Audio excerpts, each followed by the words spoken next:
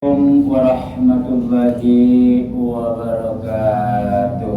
Waalaikumsalam warahmatullahi wabarakatuh. Alhamdulillahi rabbil alamin. Nahmaduhu wa nasta'inuh.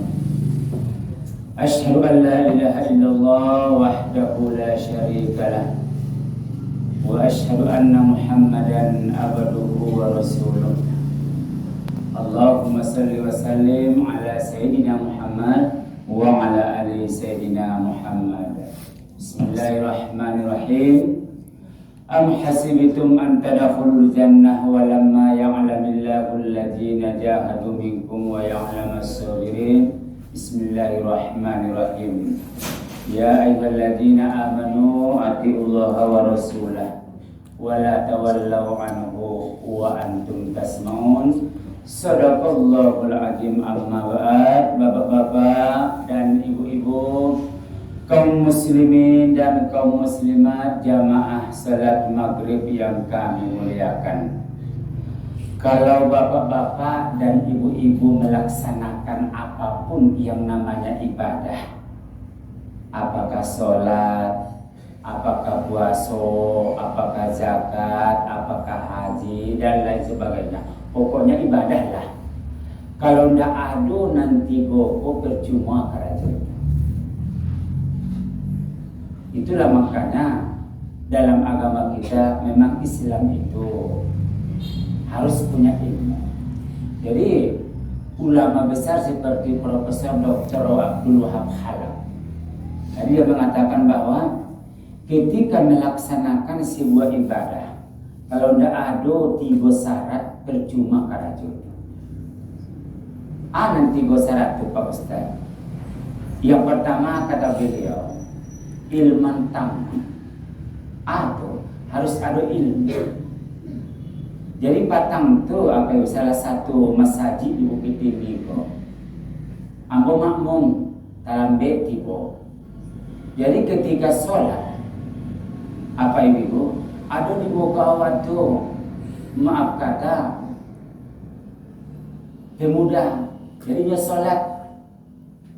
Jadi ketika ruku, jadi ini kaos, coba sarawa lepis. Jadi ketika ini ruku, ambo talambe, ketika ruku nampaklah ini punggungnya kok. Itu percuma kerajaan itu. Kenapa? Terbuka aurat. Sausu apapun ibadat kita, kalau terbuka aurat tidak sah. Jadi apa ibu ya? Sama di imam. Betul memang al-imamu dominon. Jadi imam itu penanggung jawab. Tapi kalau kesalahan itu ada di apa jo ibu, tidak bisa lo Pak imam bertanggung jawab.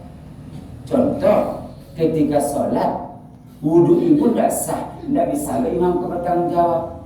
Kenapa? Kesalahan itu ada di ibu.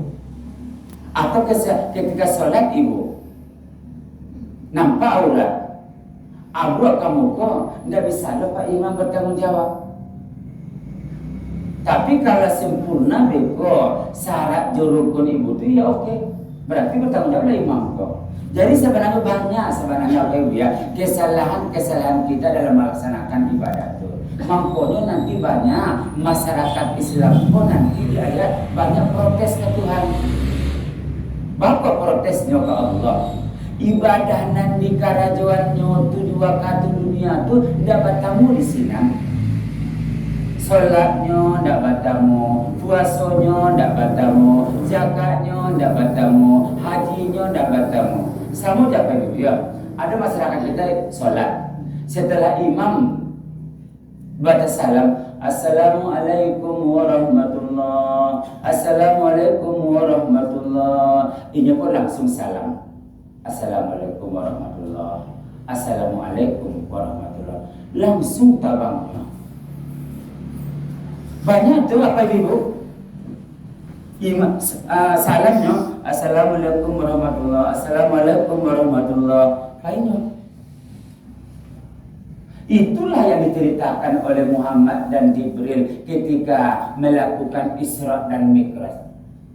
Pak Ustaz, Di perjalanan Allah memperlihatkan kepada Muhammad, ada sholat, ada puasa, ada zakat, ada haji, ada wakaf, ada kurban, terkatung-katung antara langit dan bumi. Artinya tidak diterima Allah. Muhammad bertanya ke Jibril, Jibril, siapa punya sholat tu? Siapa punya puasa tu? Siapa punya zakat tu? Siapa punya haji tu? Kenapa tidak diterima oleh Allah? Apa jawaban Jibril? Apa ibu? Itulah nanti umatmu Muhammad, dia sholat, dia puasa, dia berzakat, dia haji, tapi sayang setelah dia beribadah tidak berdoa kepada Allah. Makanya kata Nabi, ad-doa'u mukhul ibadah, tutuplah ibadah itu dengan berupa doa. Makanya selesai sholat, ya kita berdoa. Selesai kita puasa, kita berdoa. Selesai kita berkurban, kita berdoa. Penutup ini kita apa ibu ya? Kalau ada dalam sebuah ibadah, apakah sholat, apakah puasa, ini ada di tengah-tengah, ini ada di awal, ada di tengah-tengah, ada di akhir. Kalau ada 10 dan di 3 percuma tuh, ada di awal. Ketika kita melaksanakan sebuah amalan di awal, apa kata Nabi? Pasang niat. Walaupun anggap remeh apa ibu niat, tidak sah apapun amalan Pak kalau niat. Contoh, kita sholat maghrib, atau sholat isya kerja imam tuh, ibu langsung Allah Akbar, tidak sah. Kenapa? Tidak ada niat. Sengaja aku sholat isya 4 rakaat mengikut imam karena Allah. Apapun yang namanya ibadah. Itu dikatakan oleh Nabi, innamal a'malu binniyat. Seluruh amal tergantung kepada niat. Lah di kerajaan itu Pak Ustaz, lah ada niat di awal, laksanakan amalan. Bah amalan itu Pak Ustaz, man amila amalan laisa amruna fahuwa raddun. Bah itu Pak Ustaz, laksanakan amalan itu sesuai nama nyuruh. Itu makanya Profesor Dr. Abdul Halab apa yang mengatakan bahwa ketika melaksanakan sebuah ibadah, yang pertama ada ilmu, yang kedua ayyakuna ma'luman shadirat taklif. Apa Pak Ustaz tuh? Laksanakanlah ibadah itu menurut orang yang menyuruh. Contoh, Pak Ustaz, Bapak harus tahu dulu awak, kalau awak melaksanakan sholat harus tahu awak siapa yang menyuruh awak. Contoh, kita sholat, saya menyuruh Allah. Kita puasa, saya menyuruh Allah. Kita bacakan, saya menyuruh Allah. Untuk apa kita Pak Ustaz tuh? Bahwa harus tahu kita siapa yang menyuruh. Tujuannya apa ibu-ibu adalah laksanakanlah perintah itu sesuai suruhan. Saya menyuruh kita sholat Allah, laksanakanlah sholat itu menurut maunya Allah. Ada orang bertanya, Pak Ustaz, Bapak sholat maghrib 3 rakaat itu maunya Allah, bukan maunya Allah. Sholat subuh Pak Ustaz, Bapak jam 5, itulah maunya Allah. Makanya apa ibu? Ketika ibu melaksanakan sebuah ibadah, ada ilmu, ada amal, ada yakin, ada ikhlas. Karena ada orang fikih percuma karena jodoh. Ada ilmu, lah ada pengetahuan awal, lah ada ilmu awal, lah ada pengetahuan awal. Kerajuan itu orang-orang di luar. Aku yakin apa ibu ya, pandainya sholat tapi tidak ada kerajuannya. Pandainya sholat tapi tidak punya, itu banyak waktu. Itu makanya kalau aku beranggapan apa itu ya, agama itu 3 maknanya itu Pak, 3 artinya. Anak 3 itu Pak Ustaz, tahyir, irodah, iktiqodiyah. Jadi pertama agama itu artinya Pak Ustaz, pilihan. Bapak sholat ibu di siko, itu pilihan awak. Bapak di musola itu, itu pilihan. Bapak sholat magari ibu-ibu apa-apa, itu pilihan awak. Ada orang duduknya di kada itu, duduknya di lapau itu, motanya di rumah, maka lontongnya di rumah, ndak lo seorang magari, batu, itu pilihannya. Itu keribangan, itu pilihannya. Mana bisa dipaksa agamaku? Makanya agamaku adalah kesadaran.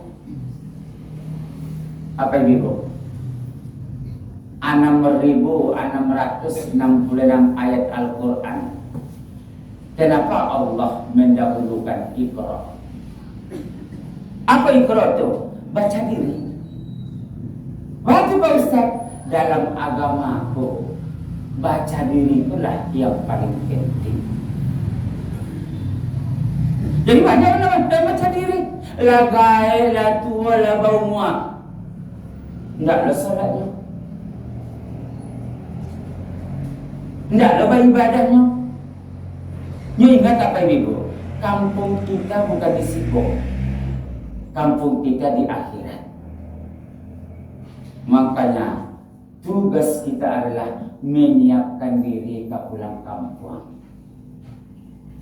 Tahu apa awak, ama awak, ene awak, saudara apa, saudara ama, kalau baik sadonya. Awak tahu terbilu kok? Entah di malam mungkin, entah besok malam mungkin, entah bulan ketiba mungkin, entah tahun ketiba tak tahu gitu. Nanjale kematian itu pasti datang. Makanya kalau ambo kadang-kadang tiga berbeda. Sabananya nasihat yang paling bagus itu bukan ilmu. Kalau masalah ilmu Pak, itu sadonya orang di luar itu ilmu. Ini tiba-tiba lah. Tidak mau ada ibadah. Kenapa? Agama itu adalah pilihan. Yang kedua, apa makna agama itu Pak Ustaz? Irodah. Apa agama itu Pak Ustaz? Kemauan. Apa yakin apa ibu ya? Besok malam jam 2 jam 3 ada di antara awak yang salat tahajud. Bapak salat tahajud, awak mah. Bahkan dah salat tahajudnya, ini ada apa? Itulah irodah itu kemauan tu. Bu, lihat anak Imam Syafi'i bu.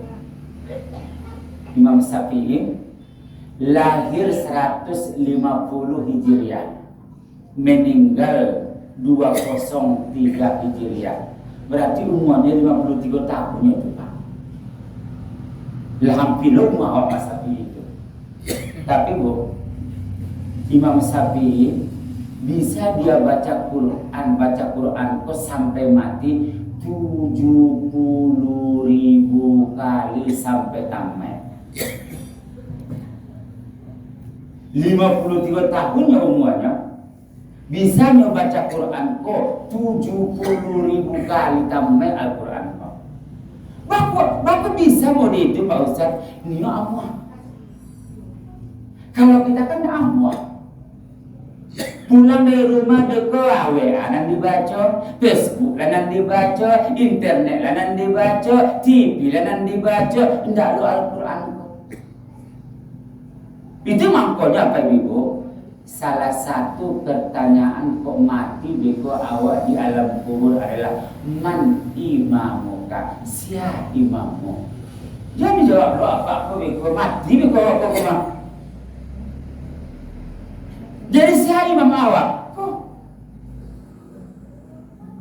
Al-Quran kok. Tapi itu tidak bisa dijawab. Dapat kalau awak waktu hidup jarang baca Al-Quran. Nawir manazilakum bi qiraatil Quran. Buatlah rumahmu, hiasilah rumahmu dengan suara-suara Al-Quran. Makanya kalau ada rumah, kata Nabi, mulai pagi sampai malam, tidak ada orang di rumah itu baca Al-Quran, tidak ada orang di rumah itu membaca ayat-ayat Al-Quran. Itu kata malaikat, rumah itu tidak ada kegiatan. Tidak ada orang dalam itu. Jadi kalau aku kadang-kadang itu yang paling menyedihkan gitu. Ada orang bertanya, Pak Ustaz, ada 3 pertanyaan Pak Ustaz katanya. Ada. Yang pertama, bako pamana orang katuan kini dah kurang. Siap. Yang kedua, Ustaz, bako pamaleh na orang kini sholat. Dua. Yang ketiga, bako maleh na orang kini baca Al-Quran. Mau jawab. Yang pertama tadi Pak Ustaz, bako kini pamana orang jarang katuan. Jawabannya orang kini lapan yang sadonya memikian dunia ko. Mado ada panganannya katuan lain. Dengarkan ka sholat inyo apa ya? Dengarkan inyo katiwanya menjawab surah azan sebab pikir. Allahu Akbar. Tak ngasih kan azan. Dengarkan inyo tukar sholat. Batu utaknya ko lapan. Di pikirannya dunia, pangkat, jabatan, harta, anak, stres sadonya manusia. Ada dalam tafsir apa ibu ya dalam ayat Al-Quran, kalau tidak salah surah Muhammad ayat 2 balik. Jadi kalau tidak salah kata Allah bahwa penyebab orang tidak mau beribadah karena hati kumuh, hati kotor, hati busuk.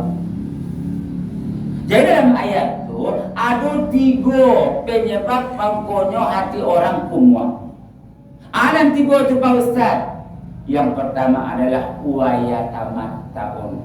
Orang yang kotor jiwa itu suka bersenang-senang, suka mewah, suka gembira, suka galak. Betul tu. Allahu Akbar. Galak di sana. Nabi Dubana bakal karang Abu Bakar ya. Lamudi ko wakai dua nyelesinan om tu katanya berkama ustaz. Oh kama pe ustaz. Amor itu lah macam begini tu. Yang kedua, batandonya orang yang kotor jiwa tu kata Allah, wa yakuluna kama yakuluna ta'am. Atau inyo makan seperti makannya binatang. Wah makannya binatang kok Pak Ustaz. Kalau binatang itu apa ibu? Nan paralunya makan, ndak paralu dipikir sholat. Pokoknya makan inyo minum awak lalu nyo rumah ranca hotel ranca Allah tuh. Masalah sholat, masalah puasa, masalah zakat dia pikirnya. 2.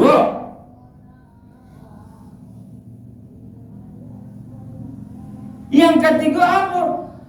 An-naru maswal lahum. Itu yang paling parah. Apa Ustaz? Orang yang kotor jiwa itu tampilnya selalu di nan kumuh-kumuh. Adonan elo, adonan buruk dipilih yang buruk kok, ditinggalnya elo kok.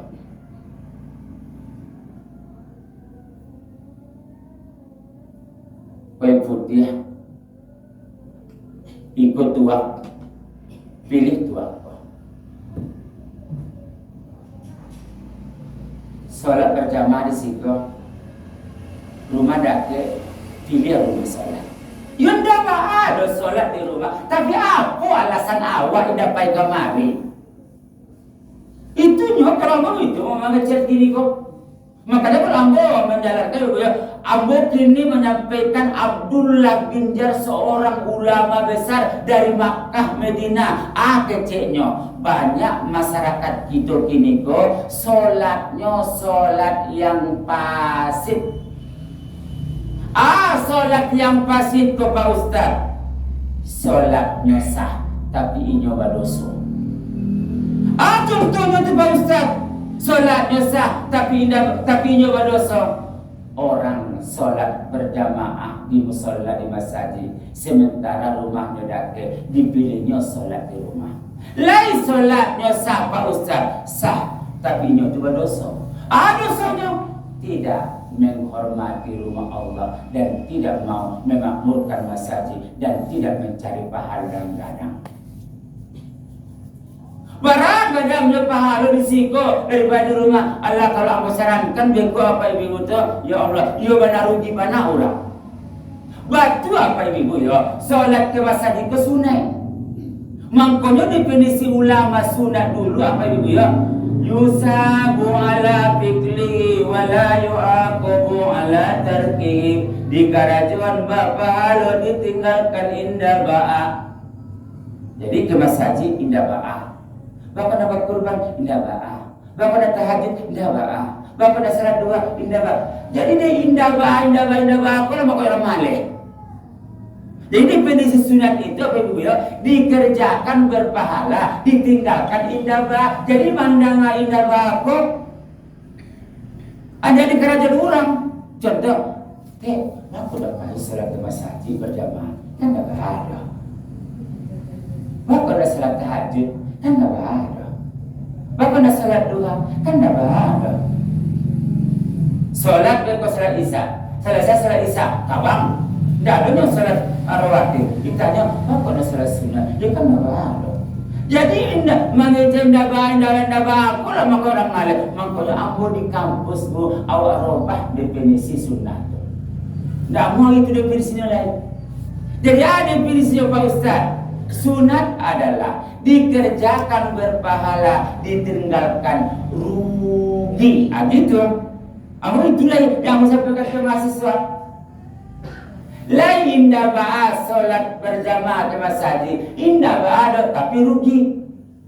Beko malam ada orang yang tahajud, ada indah tahajud, yang indah tahajud rugi.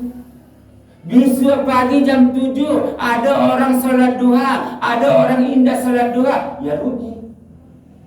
Jadi mandang rugi kok orang kadang-kadang tertarik. Ya rugilah awak tahajud awak. Rugilah awak indah pergi masjid. Rugilah awak indah sholat duha. Rugilah awak indah sholat sunat. Rugilah awak indah pergi sholat berjamaah. Ya seperti itu. Inilah pentingnya ibadah dalam agama. Makanya ketika melaksanakan sebuah ibadah, apapun ibadahnya, beko apa ibu, ini ilmu, amal, yakin, ikhlas. Itulah syarat amal. Yang pertama harus punya ilmu. Makanya bahasa Jawa. Makanya kalau kayak orang pergi ke Makkah, manasib dulu. Sama juga salat berjamaah apa ibu ya? Kalau berjamaah. Inyo ibu-ibu kalau kalambe awak dari imam ndak kuliah 2 rukun sah salat kita. Contoh, awak salat ke belakang imam.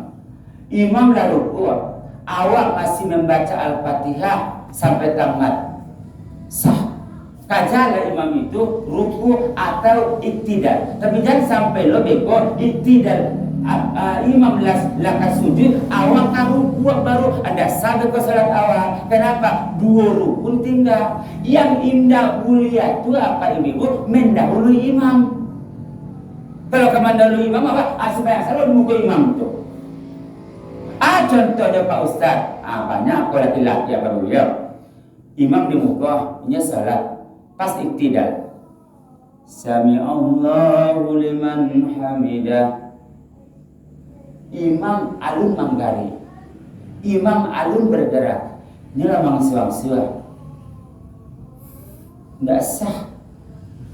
Masalahnya imam alun memberi. Ini harus baca Allahu Akbar dulunya tuh, baru awak manggari kasujui. Iku indah. Alun lah yang manggari imam. Ini yang sini mereka Sami Allahu liman hamidah kata imam. Ini pun gitu. Rabbana lakal hamdu fis samawati wal ardi. Malu kuliah mau ditutup. Itu makanya ada sebuah ayat apa itu ya? Innal munafiqina yukhadi'una Allah wa huwa khadi'uhum wa idza qamu ila salati qamu kusala yura'una an-nas wa la yadhkuruna Allah illa qalila mujabajabina baina dhalika la ilaha ula'i wa la ilaha ula'i. Apa kata Allah? Ketika kita melaksanakan sholat, jangan melakukan 4 perbuatan, 4 sifat, 4 tabiat dalam sholat. Jadi makanya kata Allah, sholat yang paling dibenci Allah adalah sholatnya orang munafik. Dia sholat, tapi jajur Tuhan, benci Tuhan, tidak syukur Tuhan. Sholatnya orang munafik. Bahasa orang munafik itu Pak Ustaz, ada 4 karakter, ada 4 sifat, ada 4 tabiat, ada 4 perilaku kalau munafik sholat. Jadi kalau ada salah satu yang ampeko apa ibu karajur, berarti kita sholatnya sholat orang munafik. Yang ampek itu Pak Ustaz tuh. Yang pertama kata Allah, wa ijakum ila sholati qumu usala. Apa Ustaz tuh? Orang munafik itu kalau sholat kata Allah, dia sholat dalam keadaan terpaksa. Sholat imam, dia sholat di belakang, sengaja sholat maghrib 3 rakaat mengikut imam karena Allah. Kemudian imam baca ayat, kebetulan ayatnya panjang loh. Ayatnya yo banyak. Kata dalam hati di imam tuh panjang ayat tuh apa yang kedua bolong. Kalau terucap hati dalam terucap di dalam hatimu percuma salat kita. Kenapa? Sholat dalam keadaan terpaksa. Coba katakan anak-anak, kok kalau puasanya Pak di bulan Ramadan, puasanya baru jam 10. Katanya, ma, lah jam berapa hari kok ma? Jam 10. Aku jam dia lama kok. Lama buku. Itu yang kata Tuhan itu. Jadi umat Islam seperti itu. Dan paling parah itu apa ibu? Ambo dulu kayo, mula-mula kuliah ke Bukit Tinggi kok, banyak orang masyarakat di Kamang tuh di anu tuh sholat tarawih 23 rakaat. Kini payah mencarinya. Bapak payah mencarinya Pak Ustaz 23. Alah, Bapak, sedangkan sabaleh berpikir orang. Kan buat lah kalau 23 di siko, aja-aja payu orang. Ditanya, Pak, dekat masalah ke situ. Maka di sana, situ 23. Terpaksa melakukannya. Itu dekat 7 Tuhan itu. Sama sholat tarawih, Pak, dekat apa sholat kasinan. Maka di situ, imamnya pulang deh. Kalau situ kancang. Inilah yang dikatakan oleh Allah, sholat dalam keadaan terpaksa.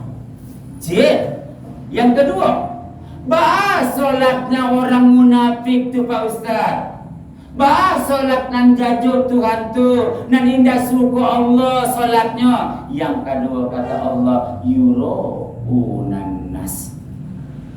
Batu inyo sholat tapi faktor ria, ingin dicari orang, ingin nampak orang, ingin tahu orang. Itu makanya Bu, sholat tahajud itu sangat mulia, tinggi nilainya di sisi Allah. Maka begitu Pak Ustaz, kalau sholat tahajud Pak, tidak ada nampak orang, tidak ada orang kelihatan. Contoh lah dengan kau awas ada di Sikoko, ribuan manusia di Sikoko. Ternyata yang salat tahajud bego malam mungkin 20, mungkin 30. Wajar Allah mengangkat derajat yang 20. Makanya yang paling bagus amalan itu bapak-bapak dan ibu-ibu, ibadah yang dilakukan oleh tangan kanan, tapi tangan kiri tidak tahu.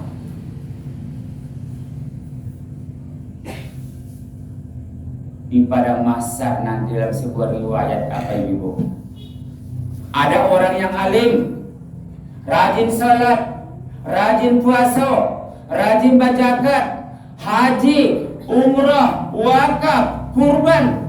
Ternyata sebelum disidang oleh Allah, Allah bertanya, hei fulan, yang rajin salat, yang rajin beribadah, kira-kira engkau nanti masuk surga atau masuk neraka? Kata orang yang beribadah, kok ambo masuk surga. Kata Allah, ambo bukan ahli surga, ambo ahli neraka. Bertanya orang kok, Ya Allah, waktu bisa lo ambo saudaraku. Kamu apa salat awak? Kamu apa puasa awak? Kamu apa zakat awak? Kamu apa haji awak? Kurban, wakaf, infak, sedekah. Kamu apa sadualahnya? Ada cik Tuhan. Ambo ndak ada mengatakan ambo ndak salat. Ambo ndak ada mengatakan ambo ndak puasa. Ambo ndak ada mengatakan ambo tidak baca Quran, tidak bawa wakaf, tidak bawa kurban. Tapi sayang kata Allah, semua amalan yang kamu lakukan di dunia untuk manusia. Inilah dia itu. Makanya kalau ambo teliti apa ini ya, sebanyak penyakit-penyakit yang berbahaya untuk ibadah, yang paling parah adalah persoalan riya. Itu makanya Ibnu Taimiyah mengatakan apa itu? Apa kata Ibnu Taimiyah?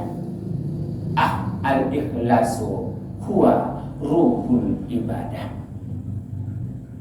Ikhlas itu adalah ruh ataupun nyawanya sebuah ibadah.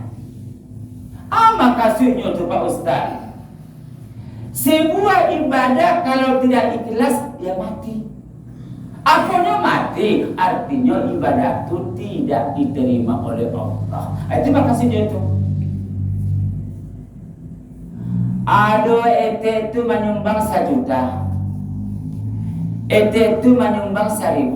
Alun tentu lebih gadang pahala yang 1 juta daripada yang 1000 itu. Batu keikhlasan dalam agama yang paling dipentingkan.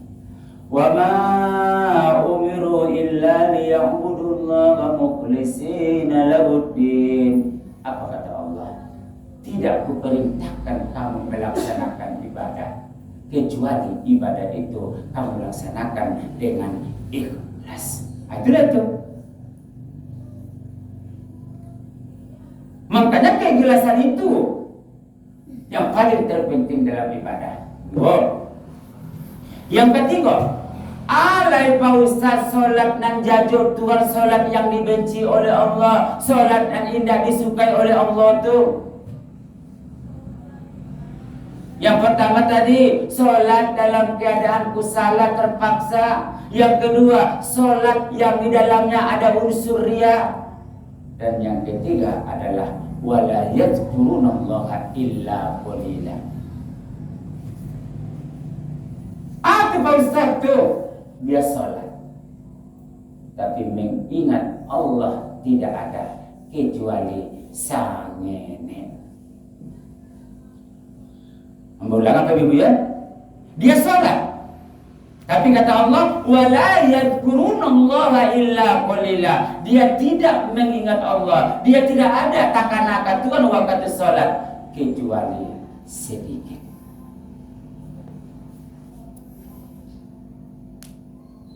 Makanya apa Ibu? Ketika kita salat, ada 3 yang salat dalam diri kita. Qalbiyah, qauliyah, fi'liyah. Ada 3 yang salat Pak Ustaz. Yang pertama yang salat itu adalah hati. Tugas hati kok salah satunya adalah zikrullah, mengingat Allah. Dan panganan lo yang lain-lain itu makanya ibu-ibu salat diawali dengan takbiratul ihram. Allahu Akbar. Awalilah salat dengan takbiratul ihram. Maksudnya itu Pak Ustaz, takbir yang mengharamkan apapun kecuali pelaksanaan salat. Tidak boleh makan, tidak boleh minum, tidak boleh makan, tidak boleh banyak orang, tidak boleh. Yang boleh adalah salat. Itu makanya apa Ibu? Kalau Ibu apa bertanya, Pak Ustaz, kenapa dalam agama kita salat yang paling terpenting? Bukan puasa. 10 kali pun Ibu haji, tiap tahun berkurban, tiap tahun umroh, tapi kalau salat kita tidak beres, percuma. Di dalam agama kita salat yang paling terpenting. Jadi kalau tanya orang, Pak Ustaz, bapa dalam agama sholat kok yang paling terpenting. Yang pertama, seluruh ibadah dalam Islam, Pak, yang betul-betul meninggalkan dunia itu cuma sholat. Coba kita uji. Puasa bisa menggalak, bisa motah, bisa lalu, bisa ke Barak, bisa ke pasar, itu puasa. Bacakan, bisa motah, haji, bisa lo motah. Tapi ketika sholat tidak boleh motah, tidak sah. Jadi kalau tanya orang, apalah amalan dalam agama yang betul-betul meninggalkan dunia?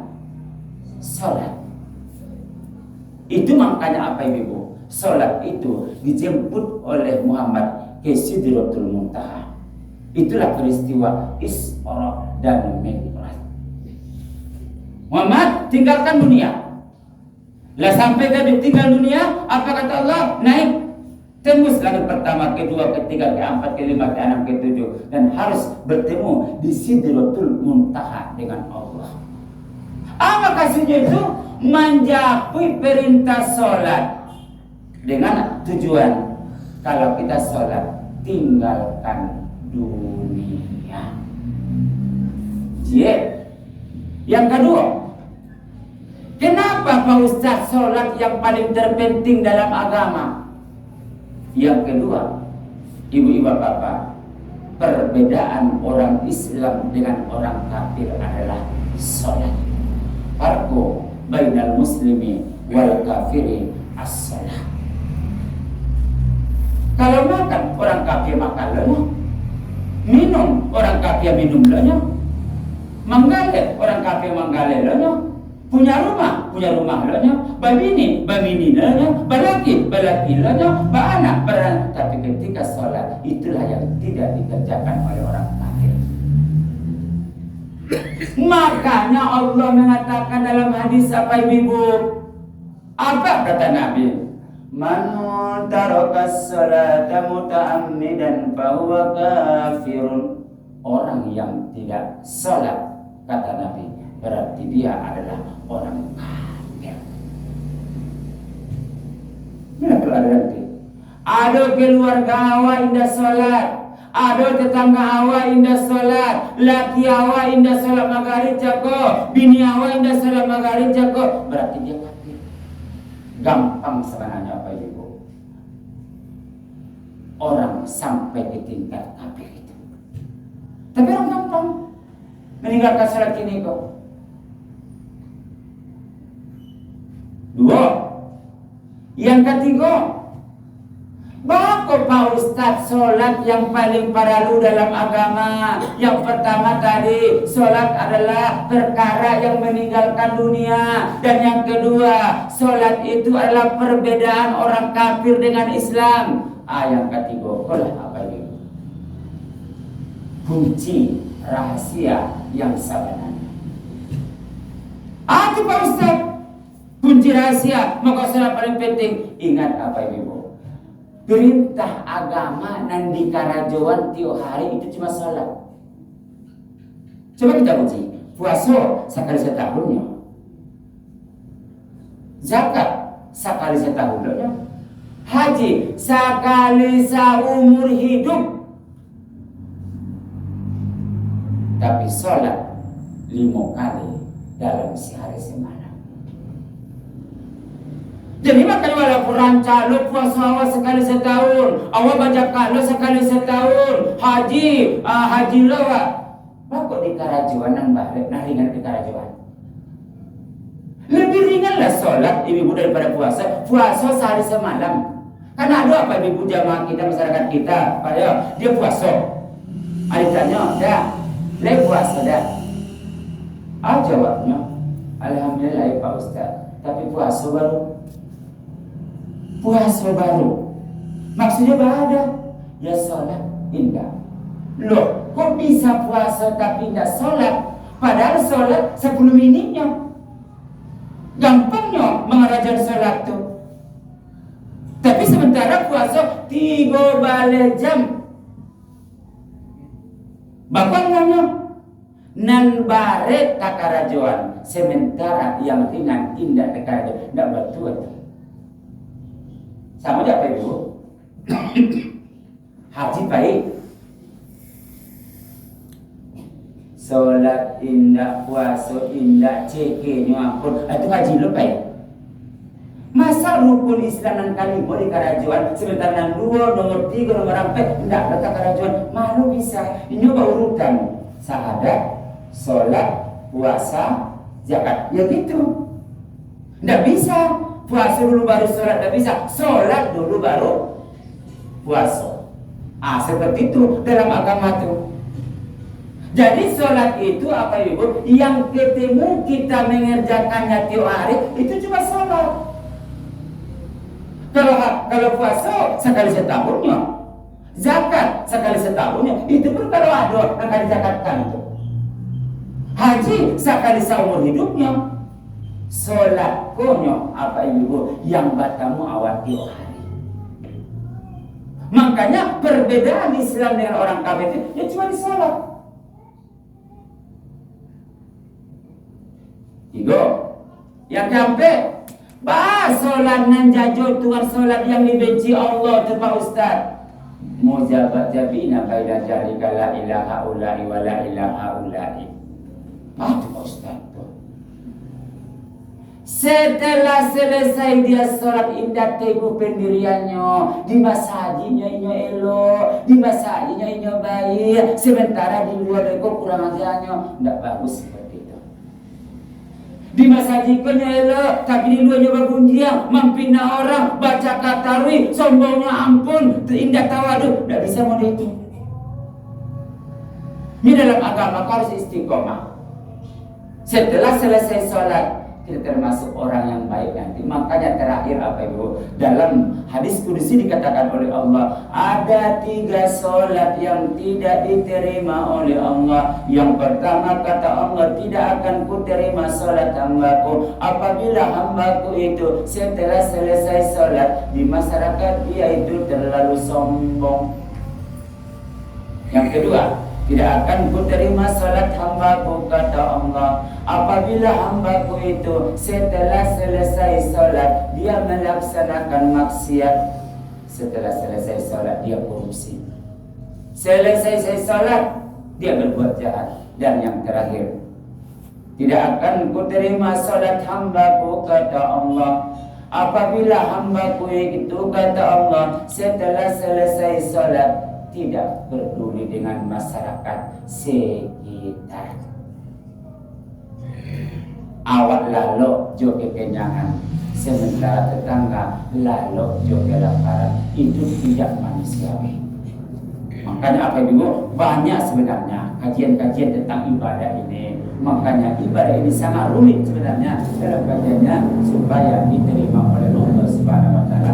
Mungkin itu apa ibu ya pengajian kita, mudah-mudahan ada manfaatnya, ada hikmahnya, dan kita berharap semoga Allah memberikan hidayah dan taufiknya kepada kita dan seluruh dosa-dosa kita diampuni oleh Allah Subhanahu wa taala dan kita termotivasi untuk menjalankan ibadah tersebut. Amin amin ya rabbal alamin. Fa'tadiru ya ila basar. Wassalamualaikum warahmatullahi wabarakatuh.